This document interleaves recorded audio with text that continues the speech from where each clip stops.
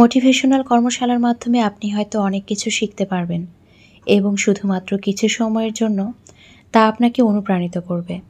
মনে হবে আপনি এখনই অনেক কিছু করে ফেলবেন, কিন্তু দিন শেষে আপনি যা তাই নিজেকে যদি নিজে অনুপ্রাণিত করতে না পারেন, তাহলে মোটিভেশনাল কর্মশালা পেটে ওষুধ বানিয়ে খাওয়ালেও কোনো লাভ হবে না। হ্যালো এভরিওয়ান, আসসালামু আলাইকুম। Welcome back to my another new blog. This is Shimul from clean city, Rajshahi. সবার কী অবস্থা, কেমন আছেন? আই হোপ সবাই ভালো আছেন, সুস্থ আছেন। কী পরিমাণে যে অসহ্য গরম পড়েছে সেটা কিন্তু আমরা সবাই হাড়ে হাড়ে টের পাচ্ছি। এত পরিমাণে গরম পড়েছে যে এই গরমের জন্য কিন্তু মাথাটাও ঘোরাচ্ছে, প্লাস মাথা কিন্তু প্রচুর ব্যথা হচ্ছে। আমরা যেহেতু মেয়েরা সারাদিন একটা কাজের মধ্যে থাকি, কিচেনে যাই, এই জন্য কিন্তু আমাদের গরমটা একটু বেশিই লাগে। আমি আরেকটা বলবো যে ছোট বাচ্চাদের গরম লাগে এই জন্য যে তারা কিন্তু সবসময় দৌড়ের উপর থাকে। তো আমার ইছান কিন্তু সবসময় ঘেমে থাকে, তার কিন্তু শরীর কখনোই শুকনো থাকে না, কারণ সে সবসময় অস্থিরতার মধ্যে দিয়েই সময় কাটায়। তো যারা এই মুহূর্তে আমার ভিডিওটি দেখা শুরু করেছেন তারা প্লিজ একটা লাইক দিয়ে ভিডিওটি কন্টিনিউ করবেন। আর যারা আমার চ্যানেলটি আজকে নতুন ভিজিট করছেন, যদি আমার ভিডিওটি ভালো লেগে থাকে তাহলে আমার চ্যানেলটি সাবস্ক্রাইব করে আমার সঙ্গে থাকতে পারেন। সকালে ঘুম থেকে ওঠার পরে যা কিছু কাজকর্ম থাকে সব কিছু করে নিয়েছি। এরপরে ডাইনিং টেবিলটাও ক্লিন করেছি। আজকে কোনো নাস্তা বানাবো না। রাতে হুট করেই আমি বলছিলাম যে আমার লুচি খেতে ভীষণ ইচ্ছে করছে। তো সারিকার বাবা সকালবেলায় কিন্তু লুচি নিয়ে চলে এসেছে। তো এমনই করে, সকালে আমাকে বলেছে যে আজকে নাস্তা বানাতে হবে না, আজকে নাস্তা নিয়ে আসবো। তো আমারও যেহেতু শরীরটা খুব একটা ভালো লাগছিল না, এই জন্য বললাম আচ্ছা ঠিক আছে, নিয়ে চলে আসো। কিন্তু আমি কিন্তু জানতাম না যে লুচিই নিয়ে আসবে। তো এই যে ছোট ছোট বিষয়গুলো, এগুলো কিন্তু খুব ভালো লাগে যখন আর কি মনে রাখে। তো এখানে লুচি আনা হয়েছিল, লুচিগুলো এত সুন্দর, তো এত বড় সাইজের ছিল যে দেখেই ভীষণ ভালো লাগছিল। আর লুচির সাথে এখানে ডাল নিয়ে এসেছিল, সেই সাথে এখানে ছিল একদম মুরগির মাংসের একটা ভুনা ভুনা আর কি তরকারি। তো সেটাও কিন্তু লুচিতে খেতে ভীষণ ভালো লেগেছে। সব সময় কিন্তু আসলে বাসার খাবার খেতেও ভালো লাগে না, মাঝে মাঝে বাইরের খাবার খেতেও কিন্তু ভালো লাগে। একটা সময় আসলে এত বেশি বাইরের খাবার খেতাম, তবে এখন তো খাই না বললেই চলে। তা আসলে এখন বিভিন্ন কারণে বাইরে যাওয়াও হয় না, আবার খাওয়াও হয় না।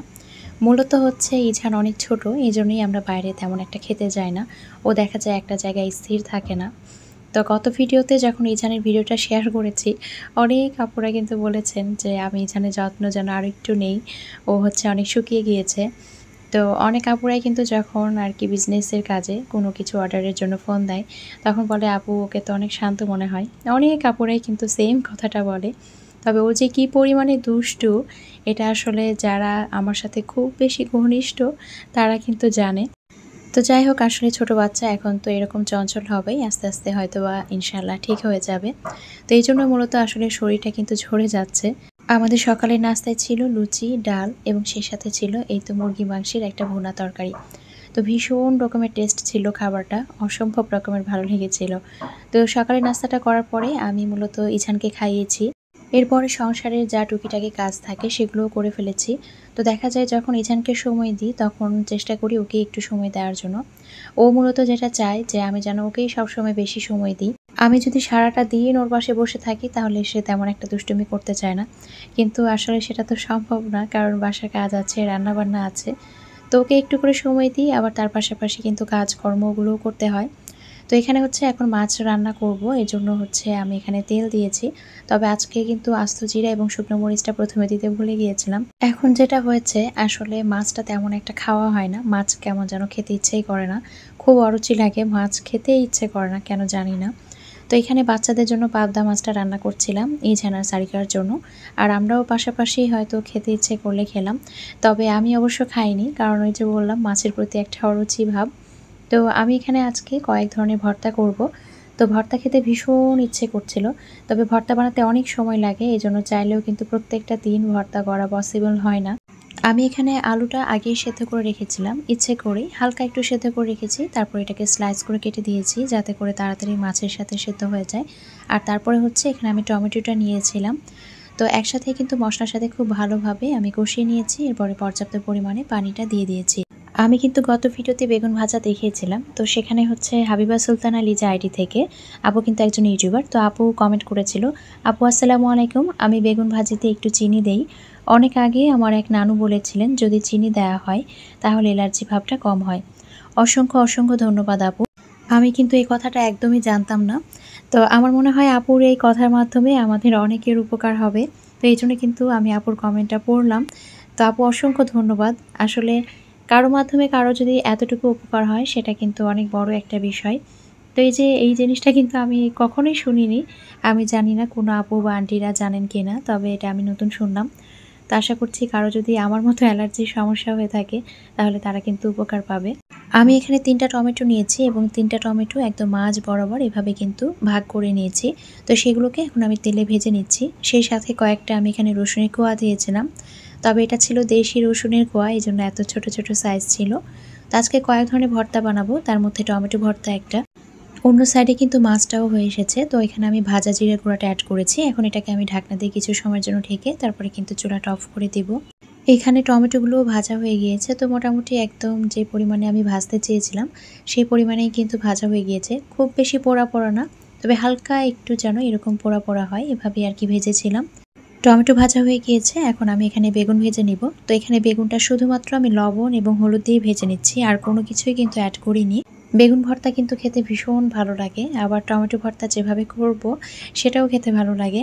আসলে ভর্তাই কিন্তু একটা লোভনীয় খাবার। আমার কাছে মনে হয় ভর্তা থাকলে ভাত যেমন বেশি পরিমাণে খাওয়া যায়, আবার সেই সাথে কিন্তু খাবারের প্রতি রুচিটাও আসে। তো সারিকা কিন্তু দেখা যায় ভর্তা করলে অনেক পরিমাণে ভাত খায়। তো নরমালি তো খেতেই চায় না, একদমই অল্প পরিমাণে ভাত নেয়। কিন্তু যদি ভর্তা বানানো হয় মোটামুটি কিন্তু ভাতটা ভালোই খায়। তো এইদিকে হচ্ছে বেগুন ভাজাটা হয়ে গিয়েছে। এখন আমি মাছ ভেজে নিব। তো এটা সম্ভবত কালবাউস মাছ ছিল না কাতল মাছ ছিল আমি জানি না। আসলে মাছ দেখে আমি এভাবে বুঝতে পারি না। মাছটা আমি শুধুমাত্র লবণ এবং হলুদ দিয়ে ভেজে নিয়েছি। তো মোটামুটি ভাজা শেষ। এটাকেও আমি নামিয়ে ফেলবো। তো মাছের ভর্তাটাও কিন্তু খেতে ভীষণ ভালো লাগে। তো মাছের ভর্তাতে যদি একটু ধনিয়া পাতা দেওয়া যায় তবে সেটা কিন্তু টেস্টটা আরও বাড়িয়ে দেয়। আব্দুল আলিম আইডি থেকে এক আপু কমেন্ট করেছেন, আপু তোমার স্যান্ডউইচ মেকার কোন ব্র্যান্ডের আর প্রাইস কত? স্যান্ডউইচ মেকার আর ইলেকট্রিক চুলা কোন ইলেকট্রিক বোর্ড ইউজ করো, প্লিজ অ্যান্সার করবে। আমার বোর্ড পুড়ে যায় রাইস কুকার ইউজ করতে, আনসার দিও প্লিজ। তো আপু আমার হচ্ছে স্যান্ডউইচ মেকার এবং হচ্ছে যে ইলেকট্রিক চুলাটা রয়েছে সেটা হচ্ছে দুটোই কিন্তু ওশান কোম্পানির। আর আপু আমি যে বোর্ডটা ইউজ করি এটা আসলে মূলত আমি কি বোর্ড জানি না, মানে কোন কোম্পানির সেটা আমি জানি না। তবে এটা কিন্তু লাগানো ছিল আগে থেকেই, একবার নষ্ট হয়ে গিয়েছিল, পরবর্তীতে আমরা নিজেরাই আর কি লাগিয়ে নিয়েছিলাম। তবে আমি চেষ্টা করব বাসা থেকে জানার, যদি জানতে পারি যে এটা কোন কোম্পানির সেটা আমি আপনাকে অবশ্যই জানিয়ে দিব। সেই সাথে আপু জানতে চেয়েছিল আমার স্যান্ডউইচ মেকারটার দাম কত। তো আপু আমার স্যান্ডউইচ মেকারটা অনেক দিন আগের, বলতে গেলে প্রায় 7-8 বছরেরও বেশি হবে। এজন্য আমি বলতে পারছি না আপু দামটা, আমি ভুলে গিয়েছি। তো এখন হচ্ছে আমি কিন্তু এদিকে শুকনো মরিচটা ভেজে নিয়েছিলাম, তারপরে কিন্তু আমি এখানে কাঁচা মরিচটাও ভেজে নিয়েছিলাম। এখন আমি পর্যাপ্ত পরিমাণে পেঁয়াজটাও ভেজে নিয়েছি, যে পরিমাণে আমার পেঁয়াজ দরকার ঠিক ততটুকু পরিমাণে আমি পেঁয়াজটা এখানে ভেজে নিয়েছি। এখন আমি এক এক করে সবগুলো ভর্তা বানিয়ে ফেলবো। পেঁয়াজ ভেজে যদি ভর্তা করা হয় আমার কাছে মনে হয় সেই ভর্তার টেস্টটা অনেক ভালো লাগে। আমি আসলে কাঁচা পেঁয়াজের যে ভর্তাটা সেটা খেতে পারি না, আমার কেমন যেন লাগে, আমি আসলে পছন্দ করি না। অনেকে কিন্তু আবার পছন্দ করে কাঁচা পেঁয়াজের ভর্তা। তো আসলে এক একজনের পছন্দ এক এক রকম, এক একজনের খাবার টেস্ট এক এক রকম হয়ে থাকে, সবার সাথে কিন্তু সবার যে মিল হবে এমনটা না। তো এখানে আমি পেঁয়াজ নিয়েছি, রসুন ভাজাটাও নিয়েছিলাম, সেই সাথে কিন্তু এখানে আমি কাঁচামরিচ যে ভেজে নিয়েছিলাম সেটাও নিয়েছি। এখন আমি পর্যাপ্ত পরিমাণে লবণ দিচ্ছি। এখানে আমি এক্সট্রা কোনো তেল ইউজ করব না, কারণ ভালোভাবে কিন্তু তেলে আমি এগুলো ভেজে নিয়েছিলাম। তো বেগুনটা যখন ভর্তা করা হয় তখন কিন্তু অলরেডি অনেক পরিমাণে তেল বের হয়ে যায়, এজন্য এক্সট্রা করে আমি এখানে কোনো তেল ইউজ করিনি।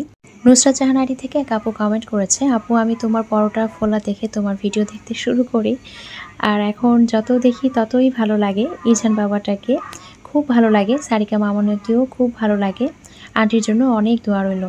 অসংখ্য ধন্যবাদ আপু, অনেক অনেক ভালোবাসা। ইউটিউবে তো সারা জীবন কাজ করব না, কোনো না কোনো সময় হয়তো বা এই কাজটা ছেড়ে দিব।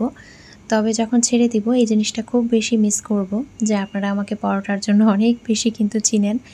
অনেক আপুরা অনেক সময় অনেক সুন্দর সুন্দর কমেন্ট করেন, পরোটা কুইন, আমাকে নোবেল পাওয়ার যোগ্য পরোটার জন্য। তো এই যে আদুরে আদুরে কমেন্ট, এই যে ভালোবাসার যে কমেন্টগুলো, এগুলো সত্যি কিন্তু মিস করব। তো এইদিকে কিন্তু বেগুন ভাজাটা হয়ে গিয়েছে, আর এখন হচ্ছে মাছ ভর্তাটাও করব। তো মাছের যে কাঁটাগুলো সব কিন্তু আমি ছাড়িয়ে নিয়েছি। এরপরে এখানে আমি পেঁয়াজ ভাজা এবং রসুন ভাজা এবং সেই সাথে যে কাঁচামরিচ ভেজে নিয়েছিলাম সেটাও মাখিয়ে নিলাম। সেই সাথে এখন আমি কিছুটা সরিষার তেল দিলাম। এখন সব কিছু একসাথে খুব ভালোভাবে মেখে তারপরে এটাকে আমি একটা বাটিতে নিয়ে নিব। যখন ছোট ছিলাম তখন আমাদের বাসায় একটা ভর্তা খুব বেশি হতো, সেটা হচ্ছে টাকি মাছের ভর্তাটা। এটা আম্মা প্রায়ই করতো, আব্বাও খেতে পছন্দ করতো। তো এখন ভর্তা করলে এই যে টাকি মাছের ভর্তার কথা মনে পড়ে। এখানে আমি মাছের ভর্তাটাও বানিয়ে ফেলেছি, এখন আমি এখানে টমেটো ভর্তাটাও তৈরি করে ফেলবো। তো টমেটো ভর্তা করার আগে আমি এখানে যে এক্সট্রা উপরে স্কিনটা রয়েছে সেটা কিন্তু সুন্দর করে তুলে ফেলবো। তো তুলে ফেলার পরে এটাকে খুব ভালোভাবে ম্যাশ করব। তো তখন আসলে খুব তাড়াহুড়োর মধ্যে ছিলাম, বাসায় একটা অঘটন ঘটে গিয়েছিল, যার কারণে আসলে আমার খেয়াল ছিল না যে কয়টা টমেটো এখানে আমি ভর্তা করব। বাসায় যেহেতু ছোট বাচ্চা আছে, আসলে সময় অসময়ে কিন্তু অঘটনগুলো ঘটেই থাকে। তো যারা আমরা এগুলোর মধ্যে দিয়ে যাই তারা কিন্তু এগুলো বিষয়ে আমরা ইউজড টু হয়ে গিয়েছি, আর আমরা জানি যে আসলে এইসব পরিস্থিতি আমাদেরকে কিভাবে সামলাতে হবে। তো রান্নাবান্না ছেড়ে কিন্তু বাচ্চাদের পেছনেই তখন দৌড়াদৌড়ি করছিলাম। এরপরে আমি এখানে বাদবাকি যে রান্নাবান্না সেটা শুরু করে দিয়েছি। এখানে আমি সরিষা তেল নিয়েছি, সেই সাথে এখানে আমি কাঁচামরিচ কিছুটা এভাবে একদম টুকরো টুকরো করেছি। এরপরে এখানে আমি যে ভাজা পেঁয়াজটা সেটা অ্যাড করে দিয়েছি। এখন আমি এখানে কিন্তু টমেটো যেগুলো ম্যাশ করে রেখেছিলাম সেটা দিয়েছি। এখন পর্যাপ্ত পরিমাণে লবণ, হলুদের গুঁড়া এবং কিছুটা ভাজা জিরার গুঁড়া দিয়ে নেড়ে চেড়ে যখন এটা একদম মাখো মাখো হয়ে যাবে, যে এক্সট্রা পানিটা আছে সেটা শুকিয়ে যাবে, সেই পর্যায়ে এটাকে আমি নামিয়ে ফেলবো। টমেটো ভর্তাটা মূলত আমার কাছে এভাবেই খেতে ভালো লাগে সবসময়। তো ভর্তাটা অল্প হলেও কিন্তু এই ভর্তা থেকেও গিয়েছে দুপুরে খাওয়ার পরে, কারণ ৩ জন মিলে খেয়েছিলাম। আর যেহেতু ৩ ধরনের ভর্তা ছিল, তো মাছটা কিন্তু দুপুরে কেউ খায়নি। তো ইজানকে খাইয়েছিলাম। সারিকা মূলত দেখা যায় ভর্তা থাকলে মাছ খেতে চায় না, মাছ থাকুক কিংবা মাংস থাকুক না কেন। ওকে যদি হাজারো বকাবকি করা যায় তারপর কিন্তু সে খাবে না। তো খুব কিন্তু ভর্তা ভাজি এগুলো খুব পছন্দ করে। তো দুপুরে রান্নাবান্না হয়ে গিয়েছে, আমি টেবিলে খাবারটা দিয়ে দিয়েছি। যখন ভিডিওতে দেখি যে এই ভিডিওগুলোতে এত সুন্দর করে সব কিছু রান্না করছি, পরিবেশন করছি, তখন মনে হয় সব কিছু যদি এই ভিডিওর মতো সহজ হতো কত না ভালো হতো। কিন্তু আমরা জানি এই কাজের পেছনে আমাদেরকে কতটা পরিশ্রম দিতে হয়। তো এই তো দুপুরে রান্নাবান্না শেষ, খাবারটা পরিবেশন করে দিয়েছি, একসাথে কিন্তু সবাই খাবার দাবার খেয়েও নিয়েছি। এরপরেই টুকটাক কিছু কাজ ছিল সেগুলো করে নিয়েছি। ডিম আনা হয়েছিল সকালবেলায়, তো ডিমগুলো কিন্তু ফ্রিজে রাখা হয়নি, তো ভাবলাম যে এখন রেখে দিই। ডিম নিয়ে আসলে যে জিনিসটা আমার কাছে মনে হয় আমরা সবচাইতে বেশি বিরক্ত মনে করি সেটা হচ্ছে এটা ওয়াশ করা। তো ডিমটা ক্লিন করাটাই আমার কাছে মনে হয় যে খুব বিরক্ত লাগে। আর ডিমটা যেহেতু খুব দ্রুতই শেষ হয়ে যায়, এই জন্য কিন্তু এই বিরক্তটা বেশি লাগে। কিছুদিন আগে ইজানের কিন্তু ফ্রিজ খোলার প্রবণতাটা খুব বেশি ছিল, এখনও খোলে। তবে কিছুদিন আগে যখন খুলতো তখন কিন্তু ডিমগুলো খুব বেশি নাড়ানাড়ি করতো। তো খুব বেশি ভয়ে থাকতাম কবে না কবে সব ডিম ভেঙে ফেলে দেয়। তবে এখন কিন্তু ডিমে হাত দেয় না, তবে এমনিতেই মাঝে মাঝে খুলে রেখে দেয়।